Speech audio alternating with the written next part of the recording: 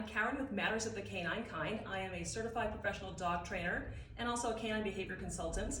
I've been working for several years, and a lot of that time I've been working with dogs who are anxious. Sometimes the anxiety takes the form of separation issues. Sometimes the dog tends to freeze, which we call shut down, where they just sort of withdraw themselves like a turtle pulling into its shell and they don't do much of anything.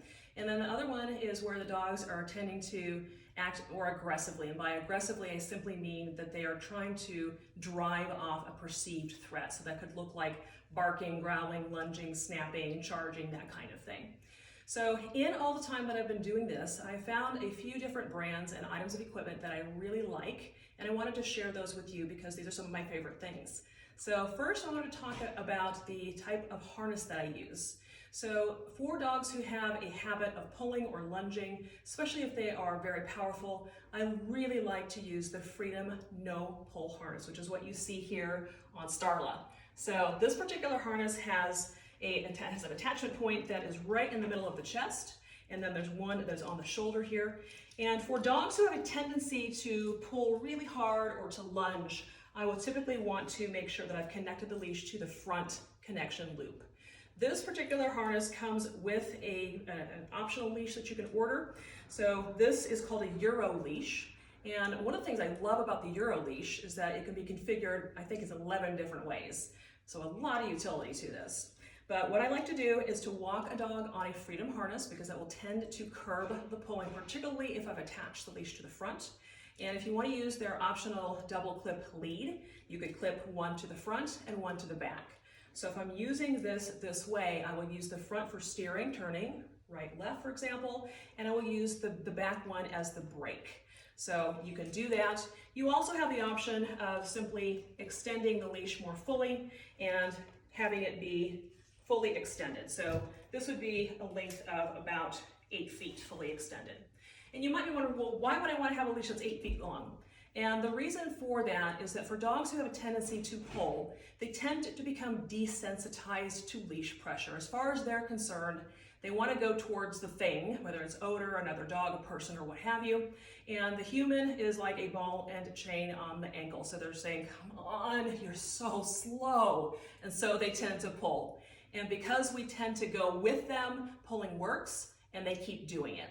So when I want to teach a dog about leash walking, I will start with a longer leash. So a lot of times we see leashes that are maybe 4 to 6 feet. And this might seem like a really long leash, but for a dog it really is not, because their tendency is to walk quite a bit faster than we do. And so what ends up happening is they will try to pull, usually to get to an interesting smell, and we'll be kind of going along with them. The dog I've got right now started out that way. And I was using a really short leash. The leash that I ended up using was this little loop right here. He hated that, I hated that, it was a mess. And then finally, I discovered the Freedom harness and using longer leashes.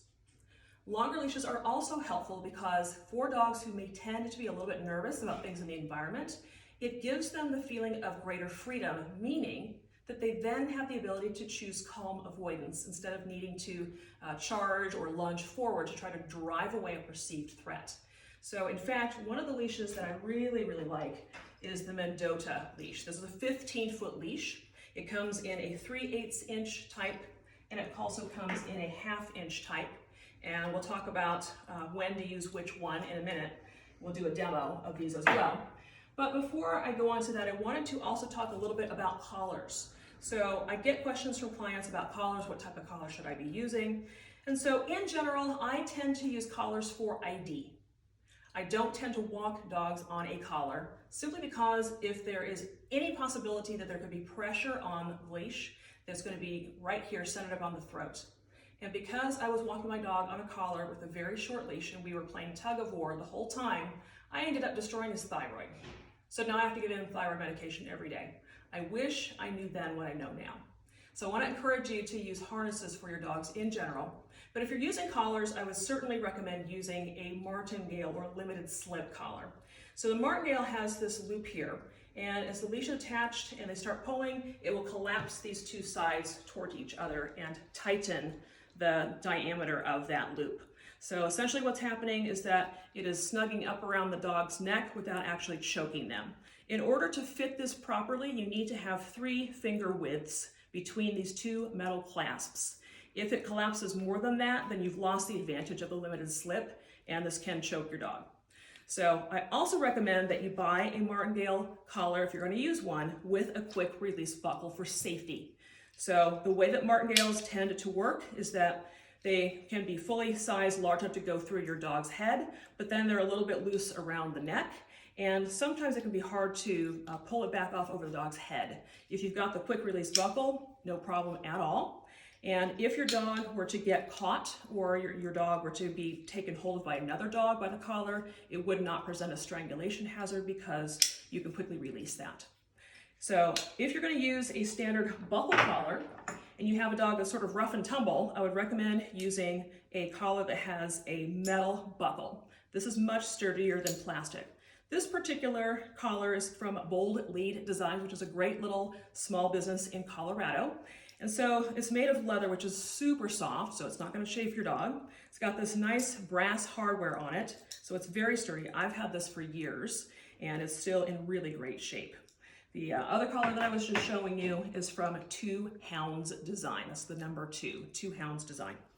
So we'll take a moment and talk about how to use the harness and leashes together, and I'm going to meet you outside to do that.